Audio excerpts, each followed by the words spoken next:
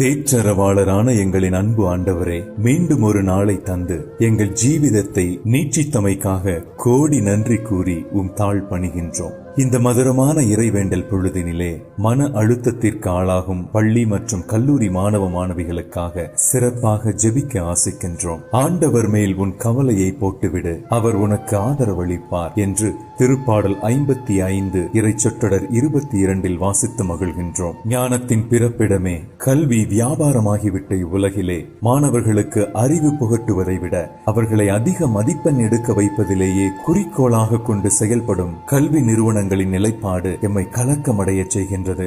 யோசனையில் பெரியவரே, மிதமிஞ்சிய படிப்பு சுமை, மனமகள் நேரமே இல்லாதவாறு நடத்தப்படும் சிறப்பு வகுப்புகள், வருடா வருடம் அதிகரிக்கும் பாடத்திட்டம், திடீரென அறிமுகப்படுத்தப்படும் நீட் போன்ற தகுதி தேர்வுகள், உயர்நிலை தேர்வுகள் தரும் பயத்தினாலே அதை எதிர்கொள்ள திராணியின்றி பல பிள்ளைகள் மன அழுத்தத்திற்கு ஆளாகி தற்கொலை செய்து கொள்ளுகிற செய்திகள் வெளியாகி பரபரப்பை ஏற்படுத்திக் கொண்டிருக்கிறது. அன்பின் தேவனே, கல்வி கற்பிக்கும் முறையில் மட்டுமல்ல, எங்கள் அணுகுமுறையிலும் மாற்றம் தேவை என்பதை குறிக்கும் காலத்தின் குரலாகவே இதை நாங்கள் பார்க்கிறோம். அறிவை விட ஞானத்தை போதிக்கும் கல்வியையே நாங்கள் முன்னெடுக்க எங்களுக்கு தெளிவையும் மன உறுதியையும் ஆற்றலையும் தாரும். பெற்றோரும் தம் குழந்தைகளுக்கு நேரம் ஒதுக்கி அவர்களின் பிரச்சனைகளுக்கு செவிமடுக்கவும், மன அழுத்தத்திற்கு உள்ளான பிள்ளைகளுக்கு ஆற்றுப்படுத்துதல் மற்றும் உளநல ஆலோசனைகள் மூலம் தற்கொலை சிந்தனைகளை துரத்தி அடிக்கவும் உறுதுணையாக நிற்பார்களாக.